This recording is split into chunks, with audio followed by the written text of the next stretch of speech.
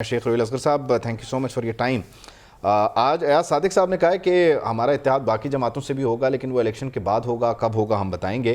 कि एमकेएम के साथ इस इकट्ठ की या इत्तेहाद की कुछ बहुत ज़्यादा जल्दी नहीं हो गई? क्या तय पाया है एमकेएम के साथ? नहीं, जल्दी वाली बात नहीं है। डिस्कशन देखें, सियासी जमातों में आपस में गुफ्तगू तो होती रहती है ना। हम देखते हैं ये है कि कौन सी जमात आपको सूट करती है, किस जमात के साथ आप मिलकर इलेक्शन लड़ सकते हैं, कैसे लड़ा जा सकता है। ये सारी पेशबंदी तो की जाती है ना। और मेरा ख्याल में सियासी सोच के हामिल लोग इन चीजों को अपने सामने रखते हैं। इलेक्शन तो अब आपके सर के ऊपर खड़ा है। जो ही आपकी आएगी अपना इलेक्शन शेड्यूल आएगा, उसके बाद तो एकदम इलेक्शन तेजी पकड़ जाएगा।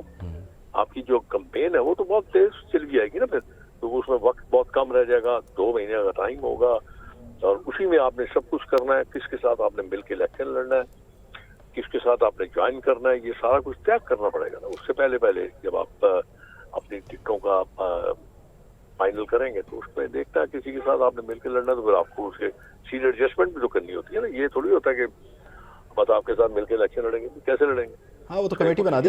लेकिन शेख साहब, इसमें जो 2013 से 17 की कारकर्दगी आप लोग बताते हैं, उसमें एक बड़ी बात ये होती है कि कराची को उसकी रोशनियाँ वापस की। अब कराची को रोशनियाँ जब वापस की और जो ऑपरेशन होता था, फिर चौधरी निसार साहब वज़ीर दाखिला थे, रेंजर्स के इख्तियारात पे एक मामला चलता था, तो वो होता तो इसी एमकेएम के खिलाफ था। आप कहते थे कि इन्होंने कराची काम तबाह करके रखा हुआ है।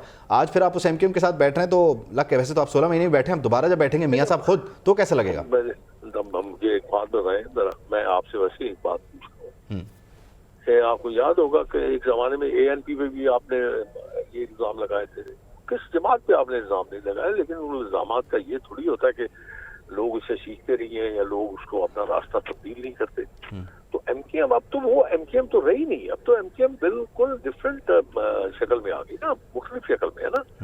अब तो वो जो भी है एमकेएम के हैं या उनके मुल्ज़िम नुमाइंदे हैं, वो पाकिस्तान जिंदाबाद का नारा लगाते हैं यार। हाँ। अब आप ये थोड़ी कह सकते हैं कि वो अभी भी पुराने तौर तरीके वो तो खत्म हो गया। नहीं, वो तो खैर पुराने तौर तरीके वाले तो चले गए। लेकिन मुस्तफ़ा कमाल साहब जो आज मुलाकात करने के लिए आए थे नवाज शरीफ साहब से, वो कुछ दिन पहले, आज से कम बेश 1-1.5 महीना पहले, कहते थे कि हमारा स्टाइल लोगों को आग लगाने का नहीं था, यानी बल्दिया फैक्ट्री को। उन्होंने कहा कि हमारा ये काम नहीं था। हाँ, हम किसी को सेक्टर पे लाके किसी के माथे पे बंदूक रख के काम करवा लेते। तो ये सिग्नेचर वाले लोग आपके साथ अब बैठ रहे हैं, कैसा लग रहा है? मेरे साथ तो 2002 से बैठ रहे हैं, 2008 में भी बैठे, नहीं, और 2013 में बैठे, इलेक्शन लड़ने से बहुत पहले इत्तेहाद बन गया। ये कैसी दिलचस्प बात है? वो एमकेएम जो 9 अप्रैल 2022 के इकदाम से पहले पूछती थी, हमें फोन नहीं आया। उनको समझाए ना, ये तो आप अपने वोटर्स को समझाएं कि वो ऐसे किसी शख्स को वोट न दें जो इस मुआशरे में बदनामी का बायस है, मुआशरे को खराब करता है। तो ये मेरा तो उसमें कोई लेना देना नहीं है। अभी तो देखे ना, ये अभी भी मेरे साथ आपकी जमात ने इंतखाबात के शेड्यूल जारी होने से बहुत पहले एक जमात से इत्तेहाद कर लिया, और एमकेएम है वो, यानी वो जो इंतजार भी करते रहते हैं कि किसी का फोन आए, बताया जाए कि क्या करना है, वो आपके पास पहले से आ गए।